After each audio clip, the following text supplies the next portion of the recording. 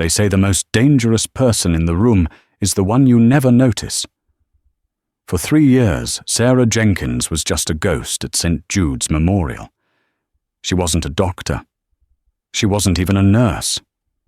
She was the woman who calibrated the heart monitors and mopped up the iodine spills. The chief of surgery didn't even know her name. But on the night the city burned and the ER was overrun, the hierarchy of the hospital collapsed in a single second. It happened when a dying Special Forces commander grabbed a black Sharpie, bypassed the attending surgeons, and scrawled 2 words on Sarah's trembling forearm: Medic 7. In that moment, the janitor vanished, and the legend began. The fluorescent lights of St. Jude's Memorial Hospital had a specific hum, a low-frequency buzz that most people tuned out. But to Sarah Jenkins, it sounded like a dying fly trapped in a jar. It was 3 a.m. on a rainy Tuesday in Seattle, the kind of night where the damp cold seeped through the automatic sliding doors every time an ambulance crew wheeled in a drunk driver or a slip and fall. Sarah adjusted her ID badge. It didn't have a medical degree attached to it. It read, Sarah Jenkins, Biomedical Technician, Environmental Services. In the rigid caste system of medicine, she was the untouchable. She was the one who came in after the glory was over to wipe the blood off the floor. She was the one called when the GE ventilation unit in Trauma 1 started throwing error codes. She was invisible. Hey, you! Tech! The voice barked across the hallway, sharp and impatient. It belonged to Dr. Sterling Pierce, the newly appointed chief of trauma.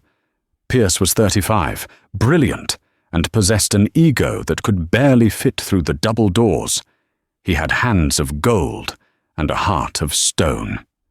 Sarah paused, gripping the handle of her equipment cart. She turned slowly.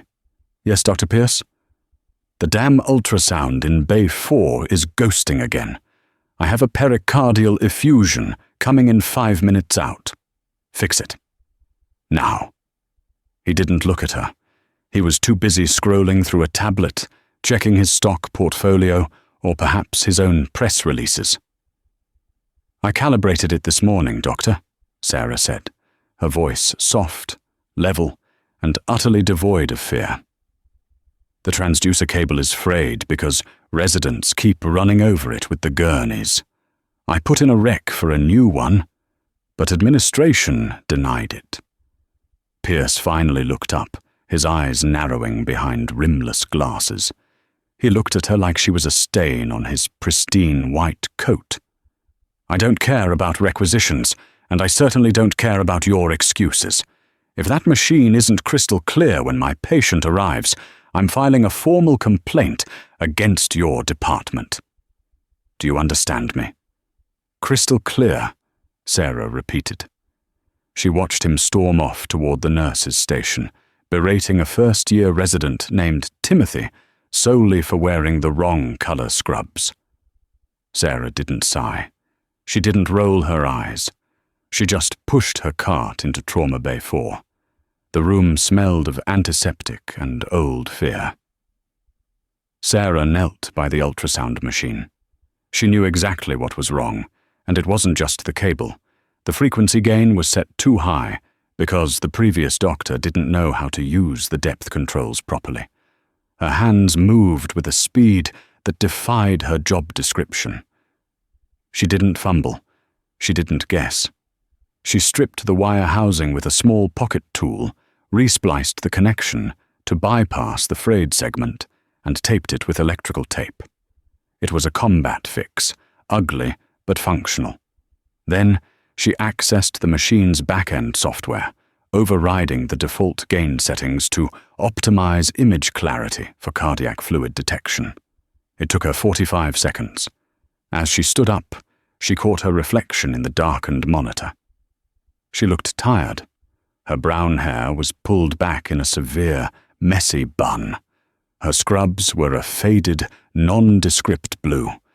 There were dark circles under her eyes, but the eyes themselves were alert. predatory almost. She looked down at her left hand.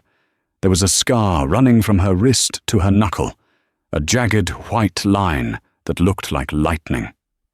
She subconsciously pulled her sleeve down to cover it.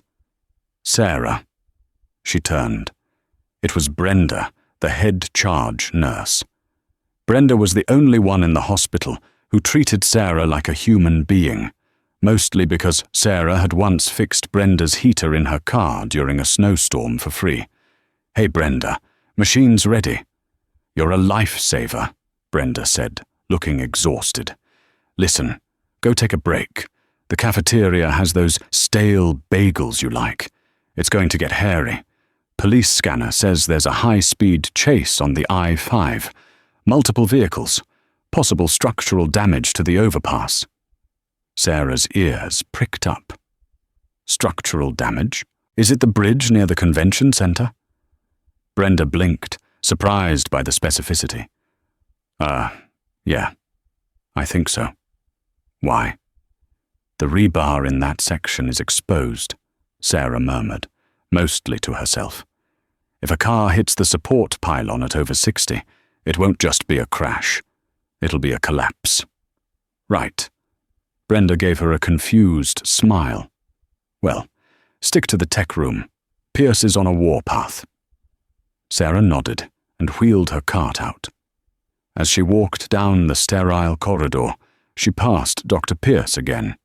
He was laughing with a pair of medical students, recounting a thoracotomy he'd performed in med school. He didn't move out of her way. Sarah had to swerve the heavy cart to avoid clipping him.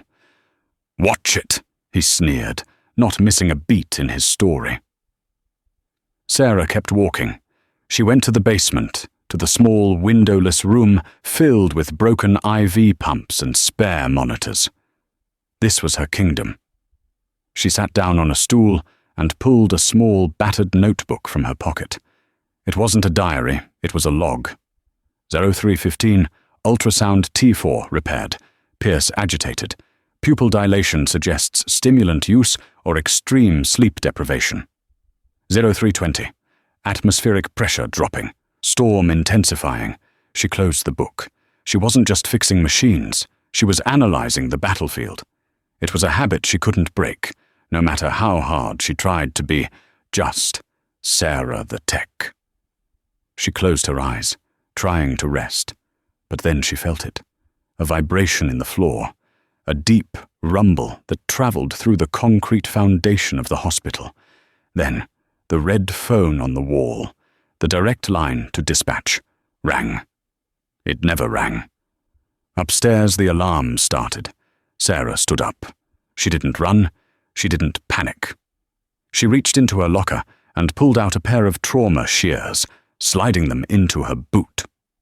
She checked her watch. "Showtime," she whispered. The chaos that hit St. Jude's wasn't a wave. It was a tsunami. The high-speed chase hadn't just ended in a crash. The suspect had been driving a tanker truck stolen from a chemical plant. When it hit the support pylon of the overpass, it didn't just collapse the bridge, it detonated. A fireball had engulfed 3 civilian cars and a tactical police convoy escorting a high-value target. By the time Sarah reached the emergency department, the scene was apocalyptic. The triage nurse was screaming orders that nobody could hear over the wailing of the wounded. Stretchers were lined up 3 deep in the hallway. There were burns, shrapnel wounds, and crush injuries. The air smelled of singed hair, diesel fuel, and copper blood. "I need O-neg in Bay 2. Now! We're out of ventilators. Get that gurney out of the way." Dr. Pierce stood in the center of the storm, looking surprisingly small. He was barking orders, but his voice was cracking. He was a surgeon, used to the controlled environment of the OR where the patient was already draped and sedated. This was meatball surgery. This was war. "You! Tech!" Pierce spotted Sarah standing near the entrance.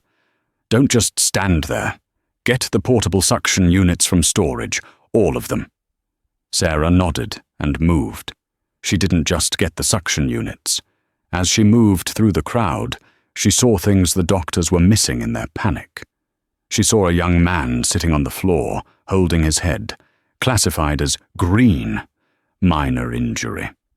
But Sarah saw the clear fluid leaking from his nose, cerebrospinal fluid. He had a basilar skull fracture. If he wasn't stabilized, he'd be dead in 10 minutes. She grabbed a passing orderly. Benji. Benji, take that kid to Bay 1. Tell them he has a CSF leak and needs a collar immediately. Don't take no for an answer.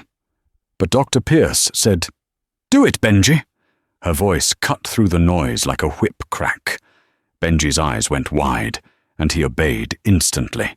Sarah continued to the storage closet, grabbed the suction units, and distributed them. But as she returned to the main trauma bay, the double doors burst open with violent force. Make a hole! Make a hole! 4 men in tactical SWAT gear, covered in soot and blood, rushed in, pushing a gurney. But these weren't regular police. Their gear was heavy, unmarked, and expensive. On the gurney lay a man in a torn suit, unconscious. But the person screaming wasn't the man in the suit. It was the soldier holding the IV bag. He was huge, built like a tank, but his face was grey.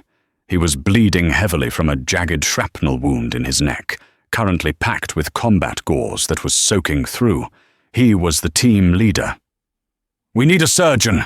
Now!" the soldier roared, his voice gargling with blood. "This man is a federal asset. He has a tension pneumo." Dr. Pierce stepped forward, his hands raised. "I'm the chief of trauma. Get him into Bay 1. Sir, you need to step back. You're injured." "I don't give a damn about me," the soldier spat. "Save him."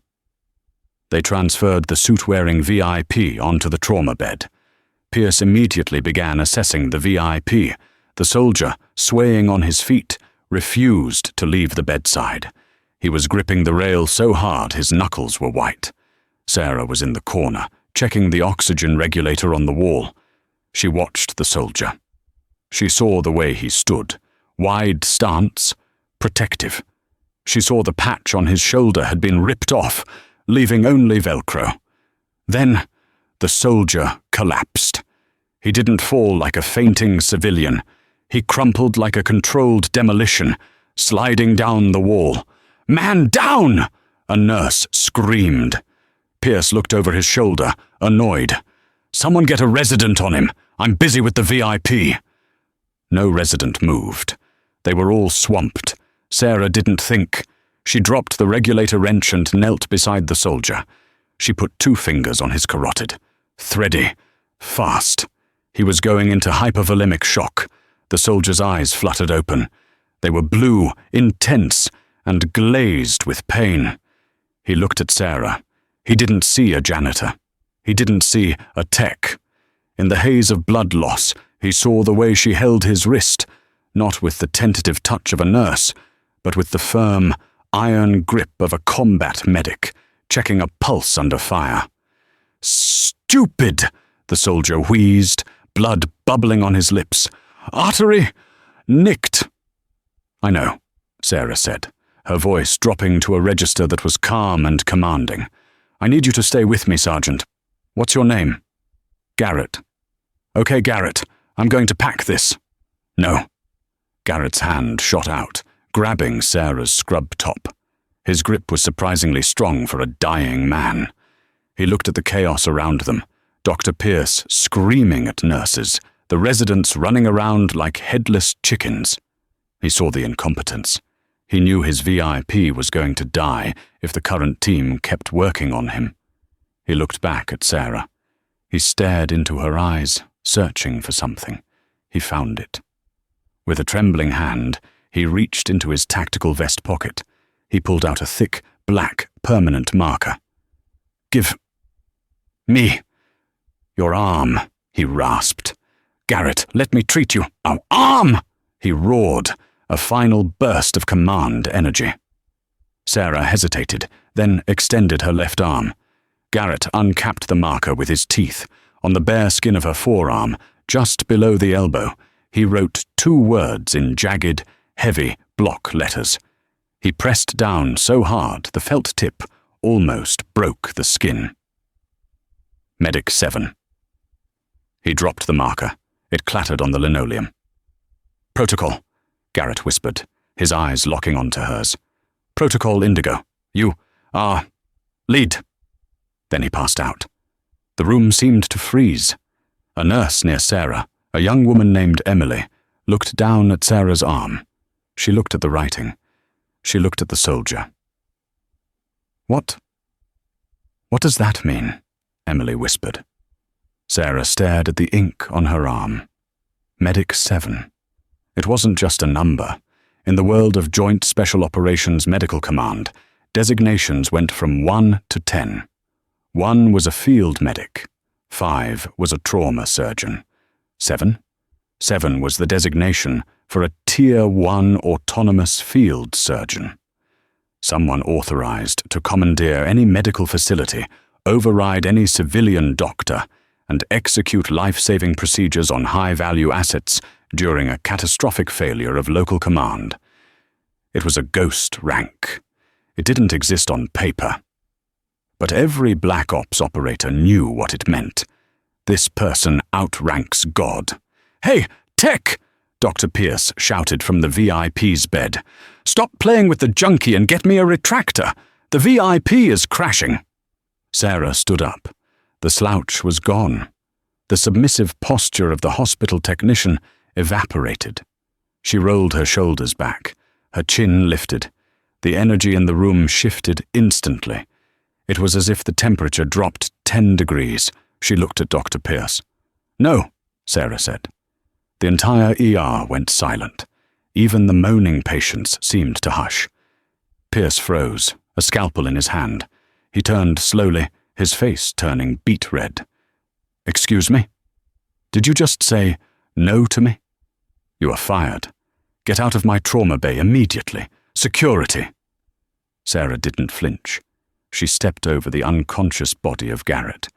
She walked straight toward the main trauma bed, her eyes locked on Pierce. "Step away from the patient, Doctor," Sarah said. Her voice wasn't loud, but it carried a lethal authority. "You missed the tension pneumothorax on the left side because you're fixated on the abdominal bleed. If you cut him open now, he cardiac arrests in 30 seconds. "You are a janitor!" Pierce screamed, spit flying. "Security, remove this woman!"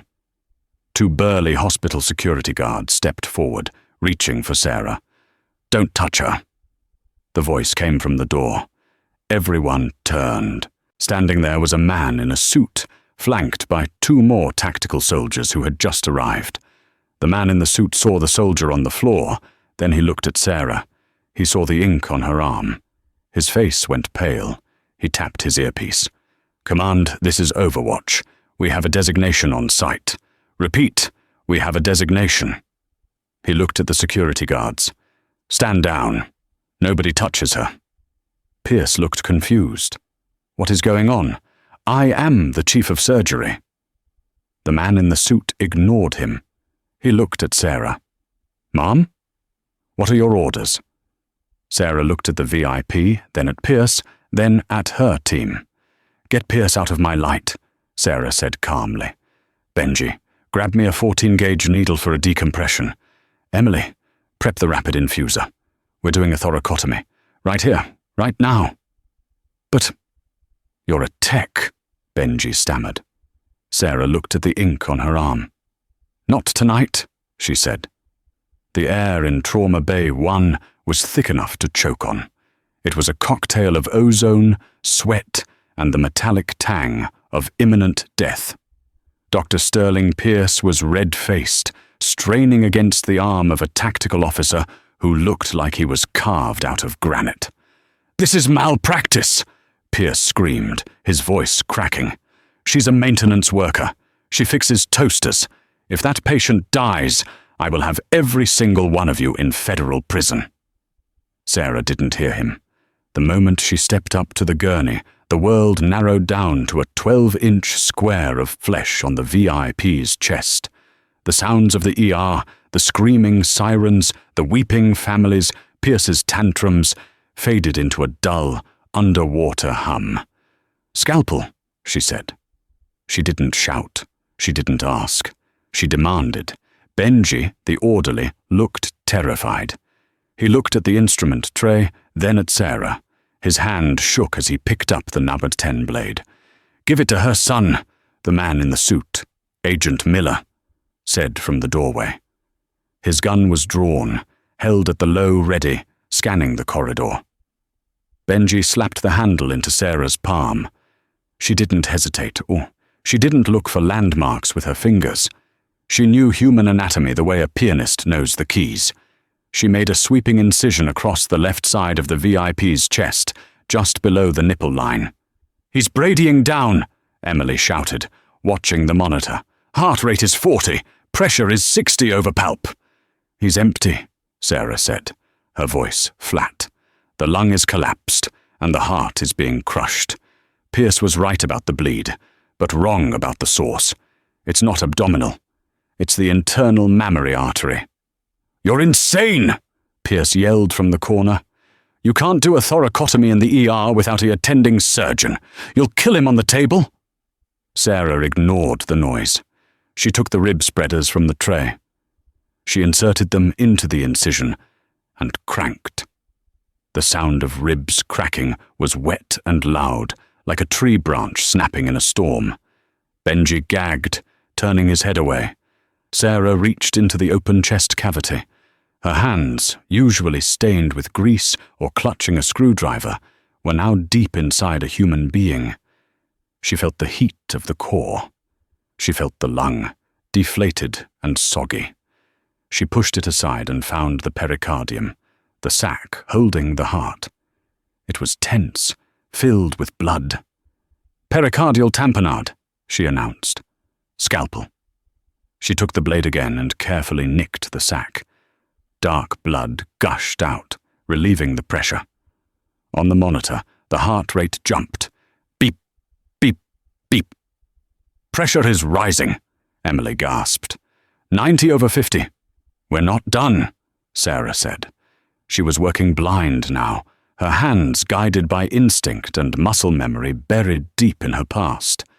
She felt for the source of the bleeding. Her finger found the tear in the artery. It was jagged, likely from a piece of rib bone or shrapnel. "I need a vascular clamp. Curved." "Now." Benji fumbled. I don't see one." "Top drawer, left side, under the retractors," Sarah said, without looking up. "The locking mechanism is stiff on that one. You have to squeeze it hard." Benji found it exactly where she said it was. He slapped it into her hand. Sarah went in. She couldn't see the vessel. She had to feel the pulse of the blood jetting out against her fingertip, map the anatomy in her mind, and place the clamp blindly. If she missed, she could crush the phrenic nerve and paralyze his diaphragm. If she clamped the wrong vessel, she'd cause a stroke. She closed her eyes for a fraction of a second.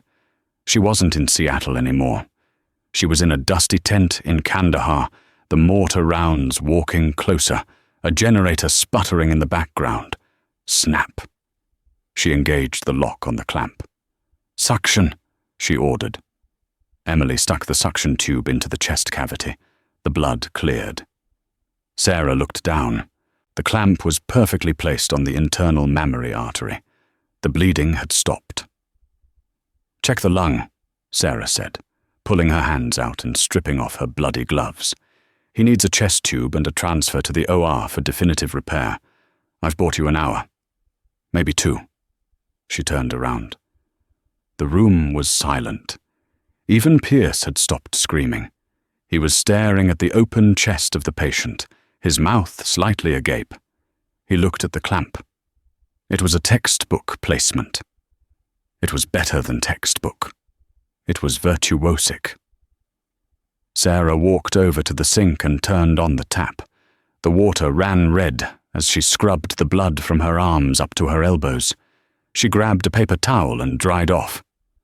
She walked past Pierce. He shrank back, pressing himself against the wall as if she were radioactive.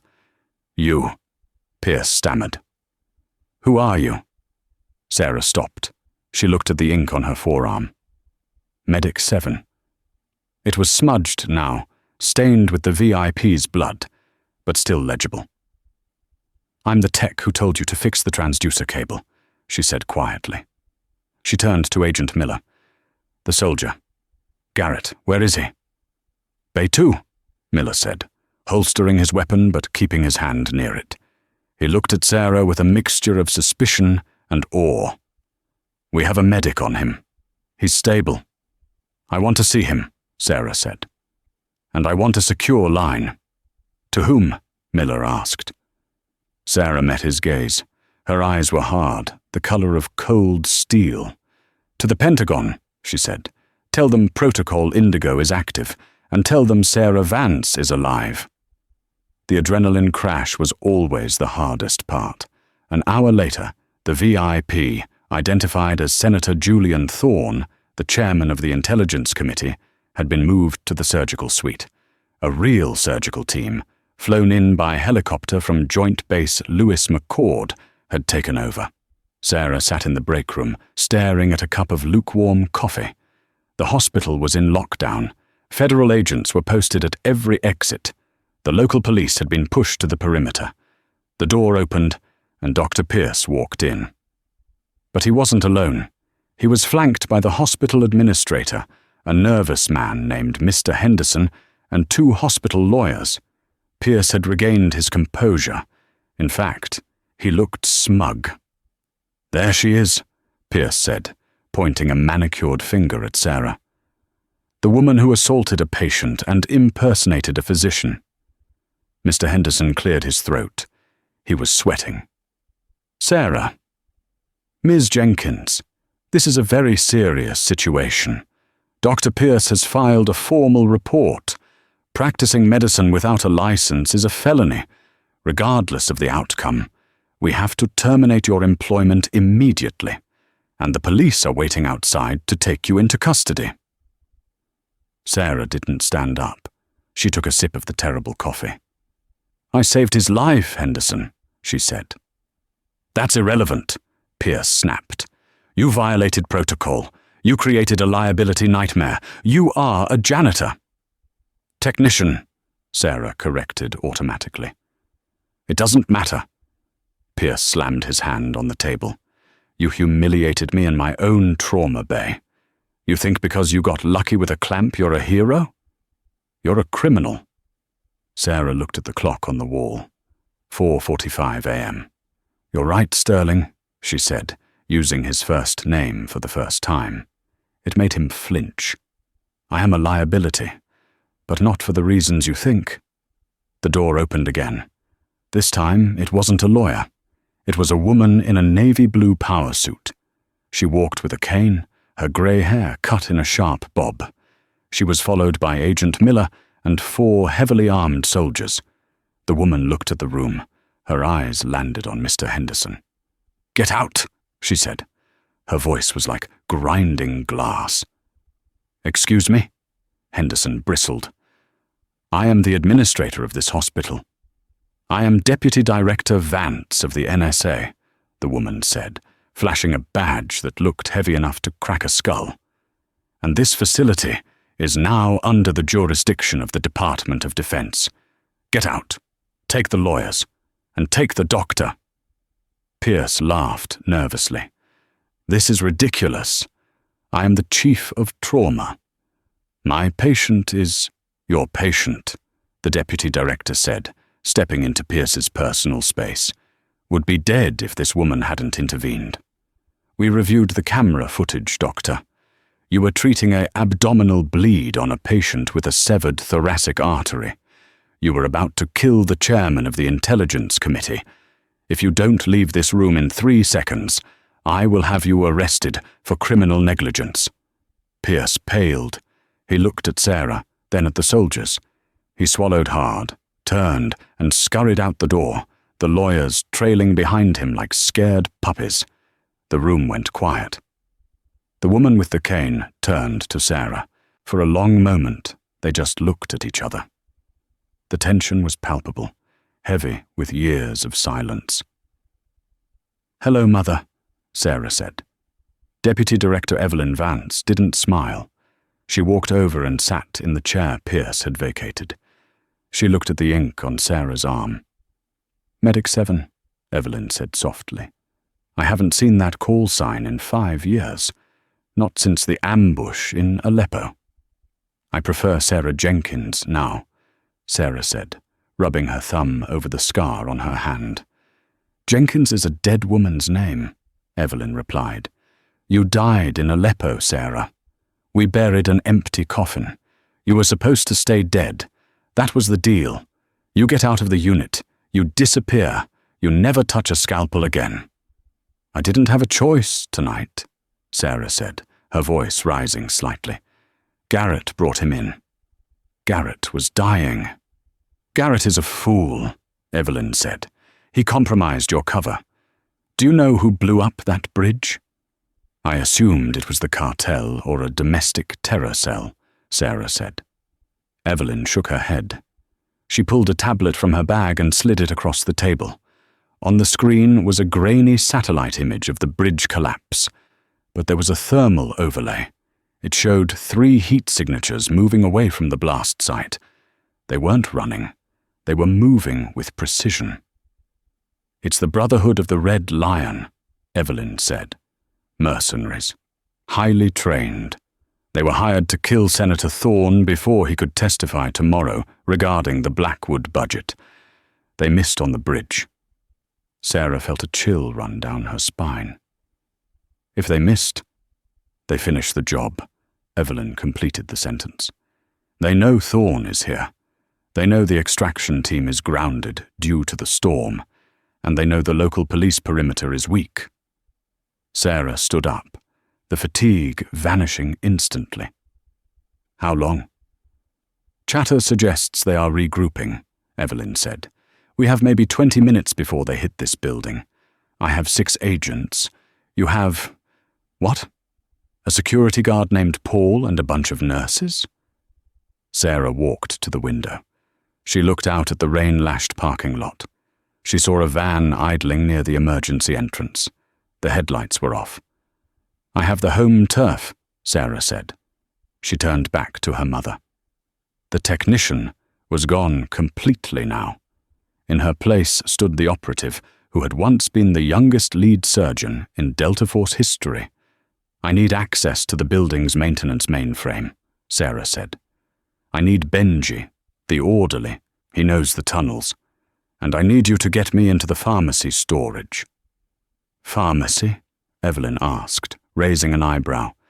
"You need drugs?"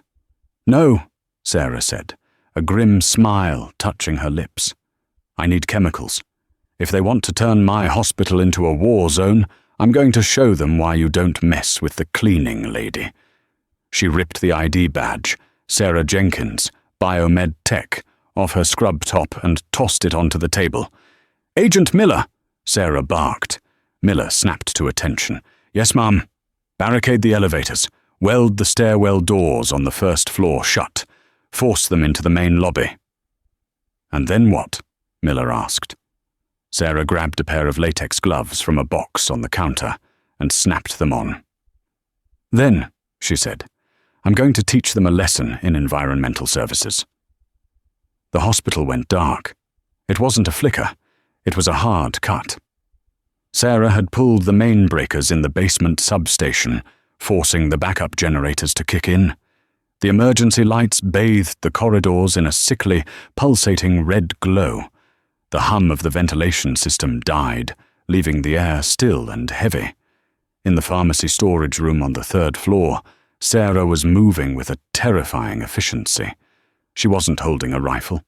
She was holding a gallon jug of industrial-grade isopropyl alcohol and a box of road flares she'd pulled from the emergency roadside kits in the ambulance bay. "Benji," she said, not looking up as she taped a flare to the side of the jug. "Take the floor wax, the slick stuff we use for the main atrium. Pour it on the stairs between the 1st and 2nd floor, all of it." Benji, the young orderly, was trembling. He held a mop handle like a bow staff. "Miss Jenkins. Sarah, are they really coming?" "They're already here, Benji," Sarah said.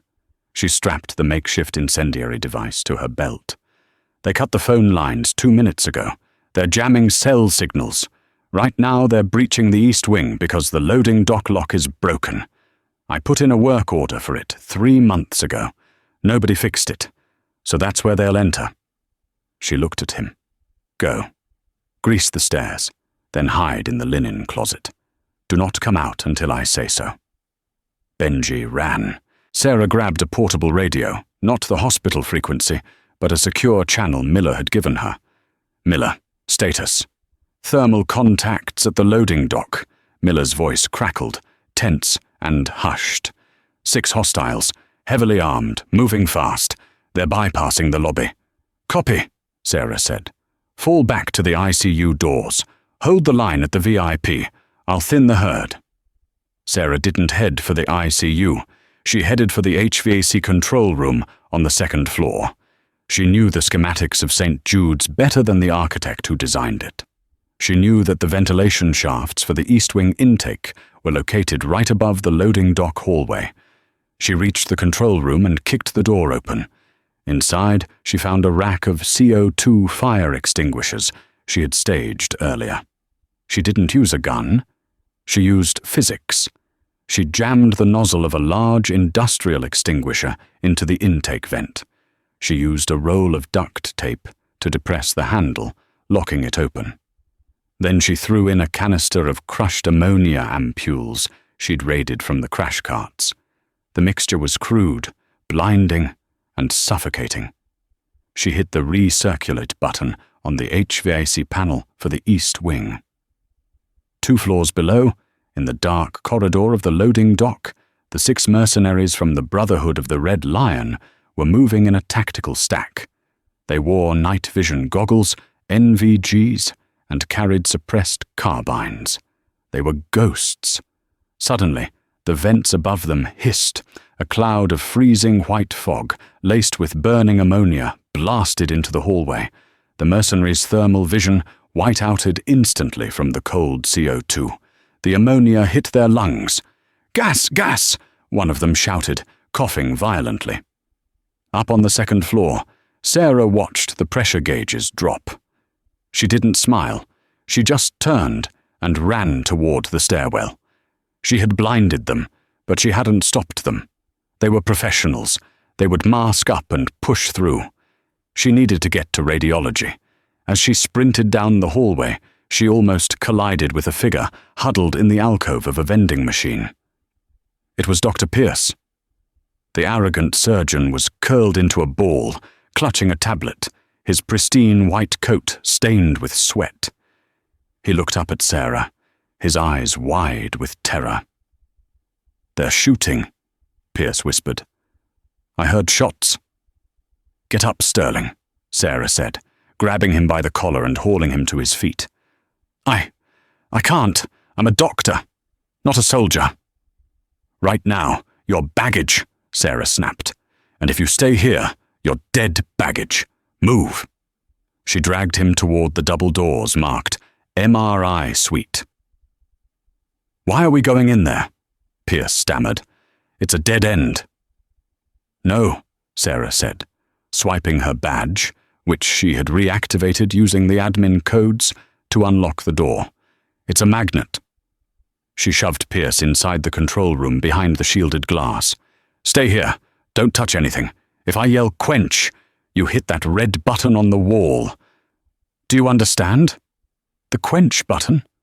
Pierce looked horrified. "That dumps the liquid helium.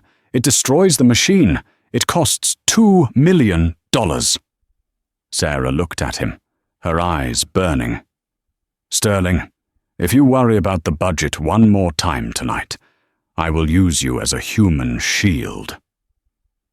She turned and walked into the MRI room itself. The massive cylinder of the scanner hummed in the center.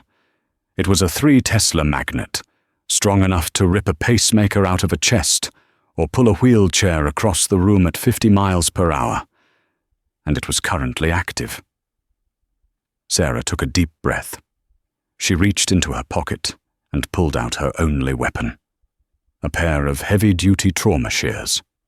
She stood in the corner, behind the non-magnetic aluminum equipment cart, and waited. She didn't have to wait long. The door to the MRI suite was kicked open. 3 men entered. They were big, moving with the fluid grace of apex predators. They wore gas masks now, their faces insect-like and void of emotion.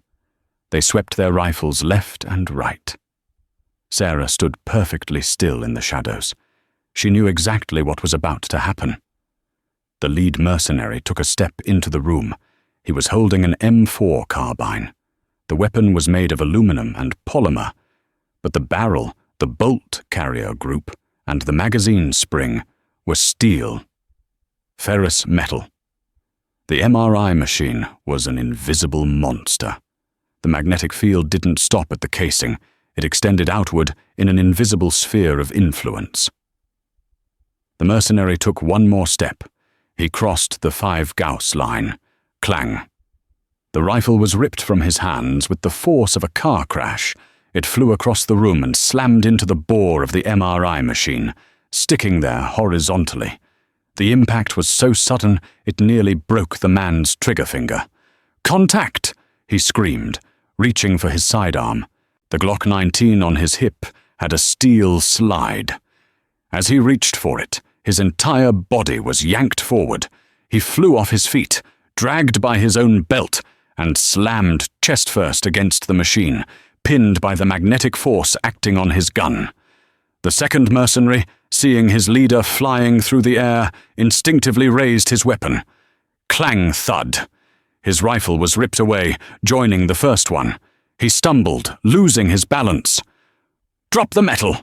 the third mercenary roared, realizing what was happening. He dropped his rifle and pulled a ceramic knife from his vest. He was smart. He saw Sarah in the corner. "Bitch!" he hissed, lunging at her. Sarah didn't retreat. She stepped into the space. This was her world. She had spent 3 years dodging carts, stepping over wires, and navigating tight spaces in this hospital. She knew the floor was slippery because the waxing crew had missed a spot near the drain. The mercenary slashed at her throat. Sarah ducked, the ceramic blade missing her by an inch. She didn't try to block. He was stronger than her. She pivoted, using his momentum against him. She grabbed his wrist with her left hand, the hand with the lightning scar, and drove her right elbow into his solar plexus. It was a Muay Thai strike, brutal and precise. The mercenary gasped, doubling over. Sarah didn't stop. She swept his leg, dropping him to the linoleum. As he fell, she jammed the blunt tip of her trauma shears into the soft spot behind his ear. A pressure point strike, not lethal, but blindingly painful. He screamed and rolled away, but the first mercenary, the leader, had managed to unbuckle his gun belt. He dropped to the floor, freeing himself from the magnet's pull. He was huge, easily 6'4", with scars visible around the edge of his gas mask. He pulled a combat knife from his boot. He charged Sarah like a bull. Sarah had no room to maneuver. He grabbed her by the throat and slammed her against the shielded glass window. The glass didn't break, but Sarah's head snapped back. Stars exploded in her vision. "You're good," the mercenary growled, his voice muffled by the mask. "But you're just a girl." He raised the knife. Inside the control room, Dr. Pierce watched in horror. He saw Sarah Jenkins, the woman he had belittled, the woman whose name he hadn't bothered to learn for 3 years, struggling for her life against a monster. He saw her eyes. They weren't filled with fear. They were filled with calculation. She was looking at him. She mouthed one word. "Now." Pierce didn't think about the budget. He didn't think about the hospital board. He slammed his fist onto the red emergency quench button. Boom! The sound was like a cannon shot. The liquid helium cooling the superconducting coils boiled off instantly. It expanded 700 times its volume in a fraction of a second. A massive blast of freezing white gas exploded out of the quench pipe, flooding the MRI room. The magnetic field collapsed instantly. The rifle stuck to the machine fell to the floor with a clatter. But more importantly, the room was instantly filled with a thick, opaque fog that reduced visibility to 0. The air temperature dropped 40 degrees in a second. The mercenary holding Sarah gasped as the freezing cold hit him. His grip loosened for a microsecond. That was all Sarah needed. She kneed him in the groin, hard. As he doubled over, she didn't run. She grabbed one of the fallen rifles, now free of the magnet. She didn't check the chamber. She knew how to clear a jam by feel. She racked the charging handle. The fog was swirling. She couldn't see the mercenary, but she could hear him wheezing. She could hear his boots squeaking on the cold floor. She closed her eyes. She listened. Scrape, step, breath. Sarah spun and fired 3 rounds into the white void. Bang, bang, bang. A body hit the floor. Silence returned to the room, save for the hissing of escaping gas. The door to the control room opened. Dr. Pierce stood there, trembling, peering into the fog. "Sarah," he called out, his voice shaking. Sarah stepped out of the mist like a vengeful spirit. She was holding the assault rifle across her chest. Her hair was coming loose, strands sticking to her sweaty forehead. There was a bruise forming on her neck. She looked at Pierce. "Nice timing, Doctor," she said, her voice raspy. Pierce stared at the bodies on the floor. Then he looked at Sarah. He finally saw her. You killed them," he whispered. "I neutralized the threat," Sarah corrected. She checked the magazine on the rifle. "But there are 3 more upstairs, and they're heading for the ICU." She walked past him, grabbing a fresh radio off one of the dead mercenaries. "Where are you going?" Pierce asked, running to catch up. "To finish my shift," Sarah said. "I'm coming with you," Pierce said. Sarah stopped. She turned to look at him. He was terrified. Yes, but he was standing straight. "You're a civilian, Sterling. You'll get in the way." "I'm a trauma surgeon," Pierce said, pointing to the medical bag Sarah had dropped earlier. "And if you get shot, who is going to patch you up? Benji." Sarah looked at him for a long moment. A small, tight smile appeared on her face. "Stay behind me," she said. "And if I say duck, you hit the floor. If you hesitate, you die." "Understood," Pierce said. "Good," Sarah said. She brought the rifle up. "Let's go save the senator." The intensive care unit was quiet. It was the silence of a graveyard. Sarah and Dr. Pierce moved past the nurses' station. Bodies of the brave federal agents who had tried to hold the line lay scattered across the linoleum. The glass wall of the ICU pod was shattered. "Miller," Sarah whispered. Agent Miller was slumped against the wall near the senator's room. He was breathing, but barely. A tourniquet was applied high on his thigh. He looked up, his eyes hazy. They're inside," Miller wheezed, pointing to room 4. "2 of them. Kane is with them." "Kane," Sarah murmured. She knew the name.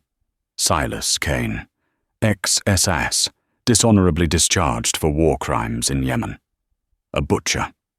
She checked her rifle. Empty. She dropped the magazine and checked her pockets. She had her trauma shears and a scalpel she had swiped from a tray in the hallway. That was it. "Pierce," Sarah said, her voice barely audible. "There is an oxygen main shut-off valve behind that panel. See it?" Pierce nodded, sweat dripping down his nose. "Yes. When I go in, count to 3, then turn it. Cut the O2 flow to the entire pod." "Why?" "Because Kane smokes cigars," Sarah said grimly, "and I'm hoping he's arrogant enough to light one to celebrate." She didn't wait for Pierce to argue. She stacked up on the doorframe of room 4. Inside, Senator Thorne was strapped to the bed, unconscious. Standing over him was a man with a thick beard and cold, dead eyes. Kane. He held a silenced pistol to the senator's head. Another mercenary was ransacking the room, looking for intel. "You're late, Medic 7, Kane said without turning around. "I heard you took out my team in the MRI. Impressive, for a janitor." Sarah stepped into the doorway. She held her hands up. "It's over, Kane. The building is surrounded. You're not walking out of here." Kane laughed. It was a dry, rasping sound. "I'm not walking out. I'm flying out. The chopper is 2 minutes away, but first, I have a contract to finish." He cocked the hammer of the pistol. "1, Pierce whispered in the hallway. 2. Sarah tensed her muscles. 3. Pierce cranked the valve. The hiss of the oxygen flowing into the room died instantly, but Sarah wasn't waiting for an explosion. That was a bluff. She was waiting for the distraction. As the hiss stopped, the second mercenary looked up at the vent, confused. "Boss, air's off!" In that split second of confusion, Sarah moved. She didn't run at Kane. She threw the scalpel. It wasn't a lethal throw, but it was precise. The blade embedded itself in the wrist of Kane's gun hand. He roared in pain, dropping the pistol. Sarah launched herself across the room. She tackled the second mercenary, driving her knee into his sternum. He went down, gasping. She slammed his head against the floor, once, twice, until he stopped moving. But Kane was already recovering.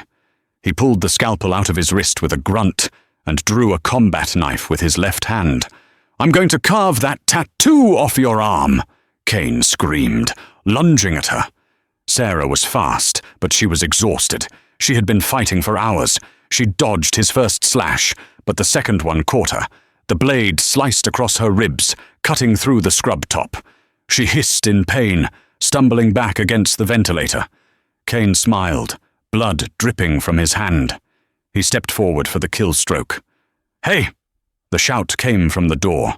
Kane turned. Dr. Sterling Pierce stood there. He wasn't holding a gun. He was holding 2 defibrillator paddles, fully charged. The machine whined with a high-pitched tone. "Clear!" Pierce yelled. He didn't use them on a patient. He jammed the paddles into Kane's back. Thump!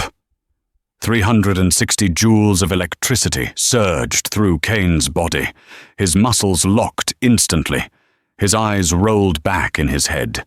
He seized violently, then collapsed to the floor like a sack of wet cement. The room fell silent. Sarah slid down the wall, clutching her side. Blood was pouring between her fingers. "Sterling!" she gasped. "Nice. Technique." Pierce dropped the paddles and rushed to her side. His arrogance was gone. His hands, usually so steady, were shaking until he looked at the wound. Then, the surgeon took over. "It's deep," he said, his voice tight. "You've got an arterial bleeder. Intercostal." "Pack it," Sarah whispered, her vision tunneling. "Just pack it." "I need to get you to the OR," Pierce said, applying pressure. "Stay with me, Sarah. Stay with me." Sarah looked at him. She looked at the senator, still alive. She looked at the dead mercenaries. "Did I fix the ultrasound?" she mumbled. "Yes," Pierce choked out, tears mixing with the sweat on his face. "Yes, you fixed it. It was crystal clear. You're the best tech I've ever seen. Please don't die." Sarah smiled weakly. Her eyes drifted to her arm. The ink was smeared, but the words were burned into her skin forever. Medic 7. "Not a tech," she whispered. "Just Sarah." Then the darkness took her. 3 days later, the sun was shining on Seattle. The rain had washed the blood away, but the scars on the building remained. Sarah Jenkins sat up in a hospital bed in the VIP wing. Her side was heavily bandaged. Her arm was wrapped. The door opened. Deputy Director Evelyn Vance walked in. She looked tired, but she was smiling. Thorne is awake, Evelyn said. He knows what you did. He wants to give you a medal. The president wants to give you a medal. I don't want a medal, Sarah said, looking out the window. I want a new coffee machine for the break room. The old one tastes like battery acid. Evelyn laughed softly. I think we can arrange that. And I have your reinstatement papers. Command wants you back, Sarah. Medic 7 is a legend again. You can write your own ticket. Instructor, field command, anything. Sarah looked down at her hands. They were clean. No grease. No blood. The door opened again. Dr. Pierce peeked in. He was holding a large bouquet of cheap supermarket flowers and a very expensive bottle of scotch. Am I interrupting? Pierce asked nervously. No, Sarah said. Pierce walked in. He placed the flowers on the table. I spoke to administration. They wanted to fire you for the property damage in the MRI suite. I expected that, Sarah said. I told them, Pierce straightened his tie, that if they fired you, I would resign and take the entire surgical department with me. You still have a job, Sarah. If you want it. Sarah looked at Evelyn, the woman who represented her past. The war, the glory, the adrenaline. Then she looked at Pierce, the man who represented her present. The quiet dignity of fixing what was broken, of saving lives without the gunfire. Evelyn, Sarah said, tell the president thanks, but I'm retired. Evelyn nodded slowly. She understood. Take care of yourself, Medic 7. She turned and walked out. Sarah looked at Pierce. So, Sarah said, about that coffee machine. Pierce smiled. It was a genuine smile. I ordered a barista-grade espresso machine this morning, and I have a frayed wire on the EKG in Bay 3. I was hoping you could take a look at it. When you're ready. Sarah laid back against the pillow. She felt the ache in her ribs, but she also felt something else. Peace. I'll take a look, Sarah said, but put in a requisition form first. Pierce laughed. Yes, ma'am. Sarah closed her eyes. She was just a hospital technician, and that was exactly who she wanted to be. Wow, from invisible janitor to the savior of the entire hospital. Sarah Jenkins proves that you never really know who you're walking past in the hallway. Real heroes don't always wear capes. Sometimes they wear stained scrubs and carry a tool belt. It makes you wonder how many Medic 7s are out there right now, working the jobs nobody notices, hiding skills that could save the world. If this story had you on the edge of your seat, do me a huge favor. Smash that like button. It helps the channel so much. And if you want more incredible stories of hidden heroes and undercover legends, hit subscribe and ring that notification bell so you never miss a video. Who should we write about next? Let me know in the comments below. Thanks for watching, and I'll see you in the next story.